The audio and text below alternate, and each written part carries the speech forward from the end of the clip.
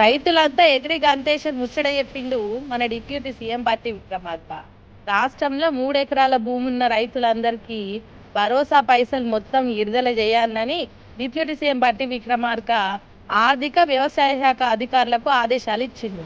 అంతేకాదు లబ్ధిదారులు ఎవరెవరైతున్నారో వాళ్ళందరి వివరాలు, వాళ్ళ ఊర్లు, వాళ్ళకి ఎంత జాగుంది, ఎంతవరకు వాళ్ళకి ఎంత జాగుంది, ఎంత జాగ పండిస్తుర్రు, ఎంత ఖాళీ జాగుంది, ఇవన్నీ వివరాలు మొత్తం గ్రామాలలో ప్రదర్శించాలని చెప్పిండు. అంతేకాదు ఇప్పటికే 2 ఎకరాల భూమి ఉన్న రైతులందరికీ నిధులు విడుదల చేసేసిర్రు. కాబట్టి ఇంకా 3 ఎకరాలు ఇంకా దాని మీద ఉన్న వాళ్ళకి ఎప్పుడు వస్తాయో తెలియదుగా. కాబట్టి 2 ఎకరాల మీద అంటే 3 ఎకరాల భూమి ఉన్న రైతులందరికీ భరోసా నిధులు ఇప్పుడు ఇవ్వాలని డిప్యూటీ సీఎం బట్టి విక్రమార్క సార్ అంటుండ్రు.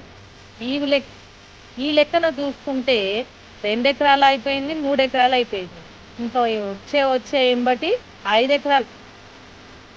ఈ లెక్కన చూసుకుంటే ఇప్పటికే 2 ఎకరాల భూమి ఉన్నోళ్లకు, 3 ఎకరాల భూమి ఉన్నోళ్లకు రైతు భరోసా పైసలు విడుదల చేసినట్టు.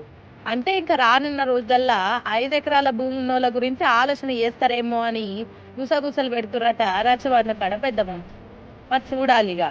అంటే ఇప్పటికే వీళ్ళకి అయిపోయినాయి, ఇంకెంతమంది రైతులు అంటే చూడాలిగా.